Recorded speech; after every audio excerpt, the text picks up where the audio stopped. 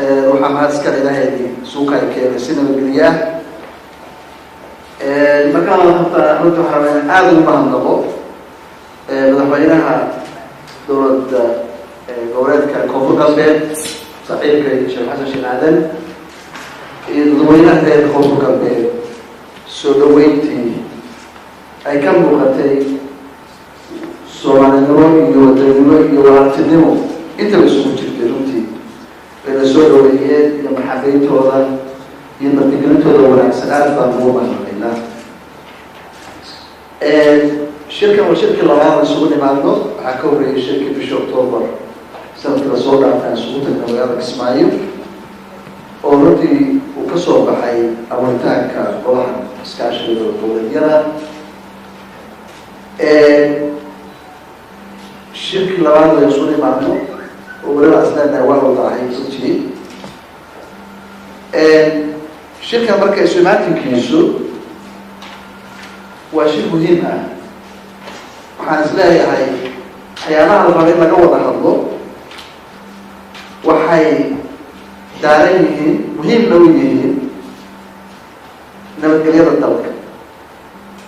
xoreynta dalka xasilinta dalka Soomaaliya inta meeshaan joogtahay waa intii mas-uuliyadda ka saaray dhulka intiisa tirada badan in hawlahaas dowladnimada Soomaaliyeed wanaajinteeda in ay horseedaan kana qayb qaataan ay ugu horeyso dalka in laga xoreeyo shabaab dhul badan oo maanta Soomaaliya ka mid ah ayaa dadku si xor ah isugu socon kareen waxaa loo baahay marka in loo tashado laga hawlgalo sidii dalka loo horeyn lahaa dabadeedna loo xasilin lahaa dabadeedna maamulada jira loo adkeyn lahaa dabadeedna la geli lahaa dadka in loo adeego oo shaqadii dowladdu u yaqaanay waxay dadka inuu adeegto in ay qabato shirku wuxuu muhiim u yahay horusocodka dimuqraadiyadda Soomaaliya sababtoo ah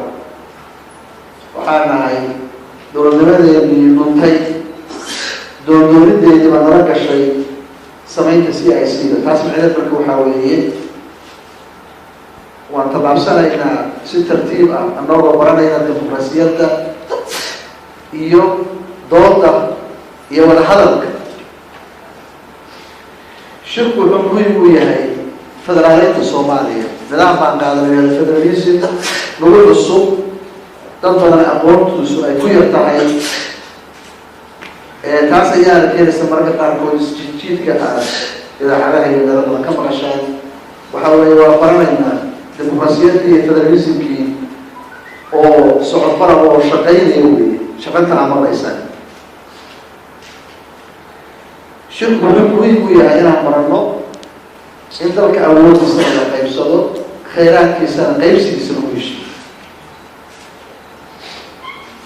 waxyaabaha la socda federaaleynta iyo dimuqraasiyadda ayay ka mid tahay shirku wuxuu muhiim u yahay